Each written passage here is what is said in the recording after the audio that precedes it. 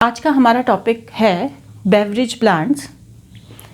Beverages means जो drinks जो हम जिन प्लांट से ऑब्टेन करते हैं या प्राप्त करते हैं। ठीक है, अब बेवरेजेस जो होती हैं वो दो तरीके के होते हैं। एक तो होता है अल्कोहलिक बेवरेज और एक होता है नॉन अल्कोहलिक बेवरेज। ठीक है, अल्कोहलिक बेवरेजेस आर दोज जिनके अंदर अल्कोहल प्रेजेंट होता है, right. Whereas non alcoholic beverages के अंदर दो चीज़ें आती हैं इंक्लूडिंग टी एंड कॉफ़ी। तो here we will talk about the non alcoholic beverages including tea and coffee. ठीक है, so the first non alcoholic beverage that we are going to study is tea. So the botanical name of tea is Camellia sinensis और Thea sinensis. ठीक है, Camellia sinensis भी बोलते हैं इसको और इसका alternate name है Thea sinensis. The family includes Theaceae. Theaceae family के अंदर ये आता है। थिया से ही इसकी फैमिली का नाम पड़ा है Theaceae family, right. Now the vernacular name means देसी नाम। ठीक है, तो इसका देशी नाम या वर्नाक्युलर नेम है चाय, जिसे हम सब जानते हैं। Now first we will talk about the origin and distribution of tea. So the tea is the most popular among the non alcoholic beverages. जितने भी नॉन अल्कोहलिक ड्रिंक्स होती हैं, बेवरेजेस होते हैं, उनमें सबसे ज़्यादा पॉपुलर मानी जाती है चाय। ठीक है, India, China and Burma are the native home of tea. अगर हम बात करें कि टी का ओरिजिन कहाँ से हुआ है, तो भारत, चाइना और बर्मा, ठीक है, ये वो तीनों देश हैं जहाँ पर कि चाय की उत्पत्ति देखी गई है। They are native home of tea. The ancient records show that tea was grown in China as early as 2700 BC। जो हमारे पुराने रिकॉर्ड्स हैं वो बताते हैं कि चाइना में चाय जो है वो पाई जाती थी 2700 BC के दौरान, लेकिन it has never been found to grow there in the wild state। लेकिन कभी भी चाइना में जंगली चाय, जंगली रूप में जिसे हम कहते हैं, अपने आप उगती हुई नहीं देखी गई। ठीक है, in 1823 the occurrence of wild tea plants Thea assamica in the mountainous regions of Assam and adjoining areas was reported. तो चाय की अगर हम जंगली का मतलब होता है जो अपने आप उगते हैं, कल्टीवेटेड नहीं, अपने आप उगने वाले। तो वाइल्ड टी प्लांट्स की प्राप्ति देखी गई, जिन्हें हम बोल सकते हैं थिया असामिका। ठीक है, तो वाइल्ड टी प्लांट थिया असामिका का अकरेंस, उत्पत्ति देखी गई पहाड़ी क्षेत्रों में, आसाम के और उसके एडजॉइनिंग एरियाज में, आसपास के एरियाज में देखा गया। It was reported and it was suggested, जिसे देख करके ये सजेस्ट किया गया that cultivated varieties of T R derived from this plant. ठीक है, तो ऐसा माना गया कि जितनी भी उगाने वाली जो वेराइटीज़ हैं, कल्टिवेटेड वेराइटीज़ हैं चाइना की, वो इसी से यानी कि थिया असामिका से ही डिराइव की गई हैं। It is assumed that Chinese travelers carried tea seeds from Assam to China। ठीक है, तो ये अज्यूम किया गया, ये माना गया कि चाइनीज से आने वाले जो ट्रैवलर्स थे उन्होंने चाय के बीजों को ले जाया गया है उनके द्वारा आसाम से चाइना में। ठीक है, हाउएवर कल्टिवेटेड या cultivation of tea began in India between 1818 and 1834 from the seeds re imported from China. लेकिन भारत के अंदर चाय का जो कल्टीवेशन है वो शुरू हुआ 1880 से 1834 के बीच में। ठीक है, इन बिटवीन 1818 टू 1834 कल्टीवेशन शुरू हो गया भारत में चाय का। किन बीजों से? उन बीजों से जो कि चाइना से री इम्पोर्ट किए गए। ठीक है, चाइना हमारे यहाँ से लेकर के गया सीड को, उनके ट्रैवलर्स लेकर गए और हमने उन्हीं से री इम्पोर्ट किया हुए बीजों से हमने कल्टीवेशन शुरू किया। जबकि वो बीज जो चाइना वाले लेकर के गए थे ट्रैवलर्स हमारे यहाँ से, वो हमें पता ही नहीं था कि वो हमारे माउंटेनस रीजन्स में, असम में और असम के पास वाले क्षेत्रों में अपने आप वाइल्ड रूप से उग रहे हैं। ठीक है, तो क्योंकि हमें पता नहीं था इसलिए हमने उनको री इम्पोर्ट किया चाइना से, जो कि हमारे ही बीज थे, और खेती शुरू करी उनकी 1818 से 34 के बीच में। The tea was brought to Japan in early 18th century. ठीक है, जापान में कहाँ पहुंची ये, कब पहुंची? 18th सेंचुरी में, 18वीं शताब्दी में ये जापान तक पहुंच गई। It was introduced in north America by English emigrants, और नॉर्थ अमेरिका में जो ब्रिटिश एमिग्रेंट्स थे, इंग्लिश एमिग्रेंट्स थे, उनके द्वारा ये इंट्रोड्यूस की गई। The T is widely cultivated. अगर आज हम बात करें ऑल ओवर द वर्ल्ड की, तो चाय विश्व रूप में इसकी खेती की जाती है सेलोन में, इंडिया में, Indonesia, east Africa, Brazil, Peru और अर्जेंटीना। ये वो देश हैं वर्ल्ड वाइड जहाँ पर चाय की खेती की जाती है। Today Ceylon and India are the largest producers of tea. सबसे ज़्यादा टी जो है, टी का प्रोडक्शन सेलोन और इंडिया में होता है, sharing over 10,000 tea gardens. In India, अगर हम भारत की बात करें तो जो मेन टी ग्रोइंग एस्टेट्स हैं, प्रिंसिपल टी ग्रोइंग एस्टेट्स हैं, वो ब्रह्मपुत्र और सुरमा वैलीज़ में लोकेटेड हैं, जो कि आसाम में पाई जाती हैं, दार्जिलिंग में पाई जाती है, and Jalpaiguri districts of north Bengal. ठीक है, तो सबसे ज़्यादा टी प्रोड्यूसिंग एरियाज़ अगर हम कहें भारत के अंदर, तो उनमें ब्रह्मपुत्र वैली और सुरमा वैलीज़, जो कि आसाम और दार्जिलिंग में हैं, वहाँ आती हैं, और जलपाईगुड़ी डिस्ट्रिक्ट जो नॉर्थ बंगाल में पाई जाती है, वो भी टी की मेजर प्रोड्यूसिंग डिस्ट्रिक्ट्स में आती हैं। These accounts for over 70% of India's total production. तो यहाँ से हमको 70% चाय मिलती है इंडिया के टोटल प्रोडक्शन की।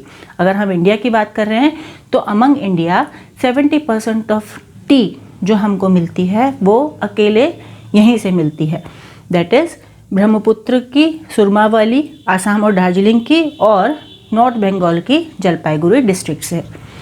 बाकी की जो 30% चाय भारत में आती है वो माउंटेन स्लोप्स में से आती है, नीलगिरी के, केरला के, कर्नाटक के, रांची के, कांगड़ा के और कुमाऊं रीजन्स के। तो इन सारे रीजन्स के जो पहाड़ी क्षेत्र है, माउंटेन स्लोप्स हैं, 30% जो रिमेनिंग टी है वो हमको यहाँ से प्राप्त होती है। Next is the botanical characters of tea. तो कैमेलिया साइनेंसिस और Thea sinensis is an evergreen perennial shrub. ठीक है, एवरग्रीन हमेशा उगने वाला पेरिनियल श्रब है ये, या फिर हम इसको स्मॉल ट्री की कैटेगरी में भी रख सकते हैं। Attaining a height of 9 to 15 metre in natural condition, but under commercial cultivation it is never allowed to grow beyond 0.7 to 1.5 metre. तो पहली बात कि ये एवरग्रीन प्लांट की कैटेगरी में आता है। दूसरी बात, ये पेरिनियल श्रब या ट्री की कैटेगरी में आता है। ठीक है, और अगर इसकी हाइट की बात करें तो ये 9 से 15 मीटर तक ग्रो करता है इन हाइट, अगर इसे नेचुरल कंडीशन में उगने दिया जाए। लेकिन जब हम इसकी खेती करते हैं, कॉमर्शियल पर्पस के लिए इसे उगाते हैं, तो हम इसे कभी भी 0.7 से 1.5 मीटर से ज़्यादा हाइट नहीं लेने देते। ठीक है, क्यों नहीं लेने देंगे? क्योंकि हमको खेती का मतलब क्या है, हमें उसकी सीड चाहिए फॉर प्रोडक्शन ऑफ टी। तो जितना ज़्यादा प्लांट बुशी होगा उतना ज़्यादा हमको क्वांटिटी ऑफ टी प्राप्त होगी, इसीलिए हम उसको हाइट नहीं बढ़ने देते। इनफैक्ट हम उसकी विड्थ वाइज, यानी कि उसकी जो विड्थ होती है उसको बढ़ने देते हैं। हाइट के बियॉन्ड हम उसकी विड्थ को बढ़ाने में ज़्यादा विश्वास रखते हैं for commercial cultivation. Now it has simple elliptic to lanceolate and serrated leaves. पत्तियों की बात करें तो सिंपल पत्तियां होती हैं इसकी, एलिप्टिक लंबी और पीछे से बिल्कुल थोड़ी सी घुमावदार इसकी पत्तियां होती हैं, दांतेदार होती हैं। यंग लीव्स जो होती हैं चाय की, उनमें कई सारे न्यूमरस ऑयल ग्लैंड्स पाए जाते हैं जो इनको कैरेक्टरिस्टिक एरोमा और फ्रेग्रेंस प्रोवाइड करती है। अगर हम फ्लावर्स की बात करें तो वाइट या पिंकिश कलर के खुशबूदार फ्रेग्रेंट फ्लावर्स इनमें पाए जाते हैं जो कि पत्तियों की एक्सिल में उगते हैं, आइदर सिंगली या तो सिंगल फ्लावर उगेगा या फिर 2 से 4 के ग्रुप्स में ये उगते हैं। फ्रूट जो होता है चाय का वो ट्राइलोक्यूलर कैप्सूल होता है, ठीक है। जो उसका फ्रूट है उसको हम कैप्सूल की कैटेगरी में रखते हैं। ट्राइलोक्यूलर मतलब उसमें 3 लोक्यूल्स पाए जाते हैं, ठीक है, with 1 brown seed in each locule, और हर लोक्यूल में, हर कोष्ठ में एक सिंगल सीड पाया जाता है ब्राउन कलर का। Now the next is cultivation of tea. तो जब हम खेती की बात करते हैं, टी की कल्टीवेशन की बात करते हैं, तो subtropical and tropical mountainous regions are suitable for tea cultivation. कटिबंधीय और उष्ण कटिबंधीय पहाड़ी क्षेत्र जो होते हैं उनको चाय की खेती के लिए सबसे ज़्यादा सूटेबल माना जाता है। For cultivation of T an annual rainfall of 100 to 150 centimetre and temperature of 24 to 30 degree Celsius is needed. जो वार्षिक रेनफॉल है, वार्षिक वर्षा है, वो 100 से 150 सेंटीमीटर होनी चाहिए और 24 से 30 डिग्री सेल्सियस टेम्परेचर फेवर करता है चाय की खेती को।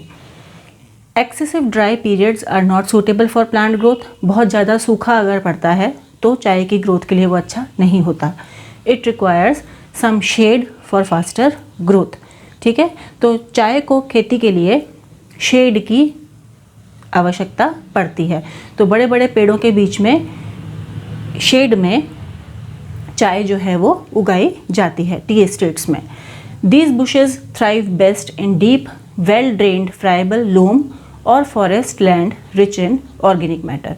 तो चाय की जो बुशेज होती हैं, झाड़ियाँ होती हैं, वो गहरी वेल ड्रेन्ड लोमी दोमट मिट्टी में या फिर जंगल की जो फॉरेस्ट की जो लैंड होती है जिसमें प्रचुर मात्रा में ऑर्गेनिक मैटर पाया जाता है वहाँ पर उगती है या बेस्ट ग्रो करती है। Tea plants are raised from seeds. अगर हम इसके प्रोपोगेशन की, प्रवर्धन की बात करें तो चाय के पौधा जो है वो बीजों से उगाया जाता है। Some bushes allowed to grow in tea gardens. क्या करते हैं हम बीज प्राप्त करने के लिए? कुछ झाड़ियों को, चाय की झाड़ियों को उगाते हैं या उगने देते हैं चाय के बागानों में, टी गार्डन्स में, और उन उगी हुई झाड़ियों में से सीड्स को इकट्ठा कर लेते हैं, कलेक्ट कर लेते हैं।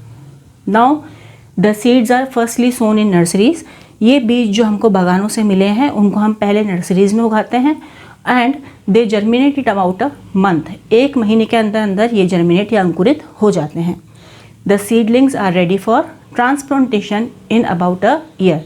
तो आफ्टर जर्मिनेशन ऑफ सीड्स, ये जो सीडलिंग्स होते हैं इनको 1 साल के अंदर अंदर हम ट्रांसप्लांट कर देते हैं। After transplantation the plants are allowed to grow for about 4 years। ट्रांसप्लांटेशन के बाद में कम से कम 4 साल के लिए हम इनको उगने देते हैं, ग्रो करने देते हैं। When they attain a height of about 2 metre, 4 साल के बाद जब ये लगभग 2 मीटर हाइट अटेन कर लेते हैं, they are pruned to a height of 45 to 50 centimetre. तो हम इनकी प्रूनिंग करते हैं। प्रूनिंग का मतलब होता है काट छाँट करना, ठीक है। तो 2 मीटर के हाइट से हम इसको 45 से 50 सेंटीमीटर तक प्रूनिंग कर देते हैं, इनकी काट छाँट कर देते हैं टू प्रमोट ब्रांचिंग। और जो हमारा मेन मकसद होता है प्रूनिंग का वो ये होता है कि ये हाइट में ना बढ़ करके विड्थ वाइज ग्रो करें, ठीक है, और इनमें ज़्यादा ब्रांचेस, ज़्यादा टहनियाँ उगें। The tea bushes are regularly pruned. उसके बाद हम इनको लगातार रेगुलरली कुछ टाइम इंटरवल के बाद में प्रूनिंग करते हैं ताकि एक प्रॉपर शेप में आ सके।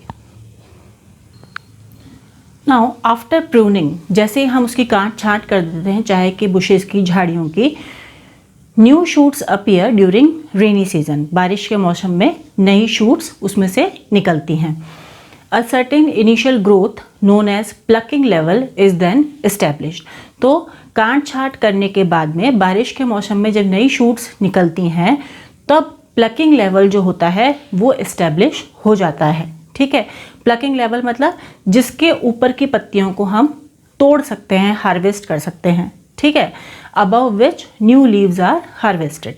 Now the water logging is harmful to the tea plants. पानी जो भर जाता है, पानी का भराव जो होता है जिसे हम वाटर लॉगिंग कहते हैं, वो हार्मफुल होता है चाय के पौधों के लिए। To provide shade to the tea bushes, leguminous trees like Albizia procera, Dalbergia assamica are planted in tea gardens. तो जैसे भी हमने पहले भी बोला कि चाय के जो पौधे होते हैं उनको ग्रो के लिए शेडी प्लांट्स की ज़रूरत पड़ती है। तो शेडी ट्रीज़ उगाए जाते हैं चाय के बगीचों में, जिनके अंदर डाल्बर्जिया असामिका और एल्बिजिया प्रोसेरा आते हैं। Now in addition to shade तो देते ही हैं, ये छाया तो देते ही हैं चाय के बगीचों में ये।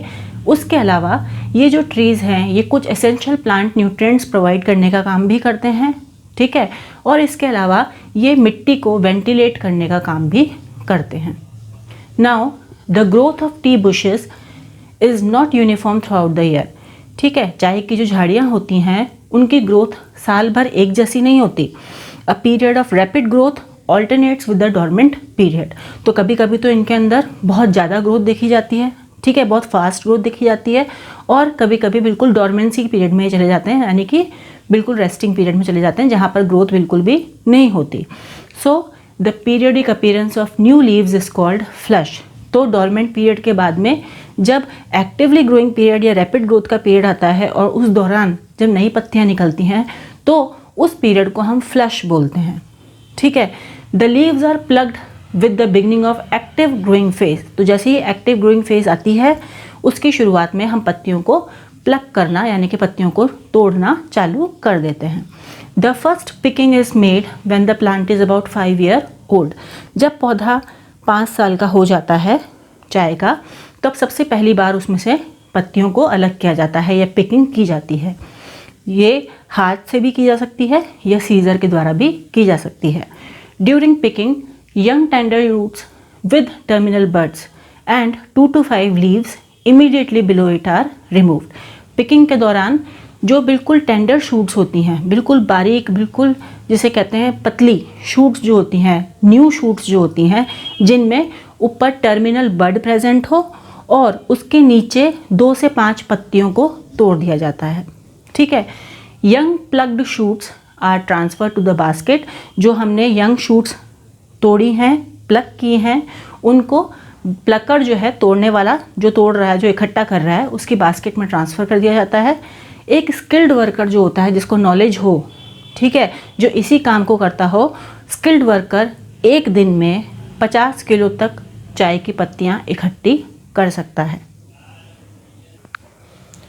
Now the quality of tea depends upon the age of leaves, ठीक है। चाय की जो क्वालिटी होती है वो पत्तियों की एज पर डिपेंड करती है। जैसे कि हमने पहले भी बोला कि जब हम पिकिंग करते हैं, चाय की पत्ती को तोड़ते हैं, हार्वेस्टिंग करते हैं, तो हम जो उसकी बिल्कुल बारीक वाली शूट होती है उसको, जिसके अंदर टर्मिनल बड प्रेजेंट हो, और उसके नीचे की 4-5 पत्तियों को प्लग करते हैं, ठीक है। तो जो टर्मिनल बर्ड्स होती हैं वो मोस्ट वैल्यूड होती हैं ट्रेड में, यानी कि व्यापार के लिए ज़्यादा महत्व रखती हैं टर्मिनल बर्ड्स, ठीक है। और उनको हम कॉमनली बोलते हैं गोल्डन टिप्स, ठीक है। उनको गोल्डन टिप्स के नाम से जाना जाता है और उनकी हाईली वैल्यू देखी जाती है फॉर कॉमर्शियल पर्पस, राइट। सबसे महंगी बिकने वाली जो होती है कॉमर्शियल पर्पस के, वो होती है गोल्डन टिप्स, जो कि टर्मिनल बर्ड्स के द्वारा प्राप्त होती है, ठीक है। नाउ सबसे छोटी पत्ती जो होती है, स्मॉलेस्ट लीव जो होती है, जो हमने प्लग किया है उसमें से सबसे छोटी पत्ती जो होती है वो ऑरेंज पीको फॉर्म करती है, ठीक है। तो उससे जो हमको चाय प्राप्त होगी उसको हम ऑरेंज पीको बोलेंगे। जबकि जो सेकंड लीफ होती है टर्मिनल बड की नीचे वाली सेकंड लीफ जो होगी वो पीको कहलाती है। तीसरी पत्ती पीको सौकोंग के नाम से जानी जाती है, पीको सौकोंग। चौथी पत्ती को सौकोंग बोलते हैं। एंड द फिफ्थ लीफ जो होती है उसे बोला जाता है कोंगू। So on the behalf of the age of leaf and the types of leaves जो हमको प्राप्त हो रही हैं बीनीथ द टर्मिनल बर्ड, हमने इनको कैटेगरीज में डिवाइड किया है। So these are commonly called as the grades of tea, ठीक है। तो पत्ती के बिहाफ पे हमने टी की ग्रेडिंग की है और ये सारी जो चारों पांचों जो ग्रेड्स हैं, these are the grades of tea, और इनकी ग्रेड्स के हिसाब से ही इनकी कॉमर्शियल वैल्यू देखी जाती है।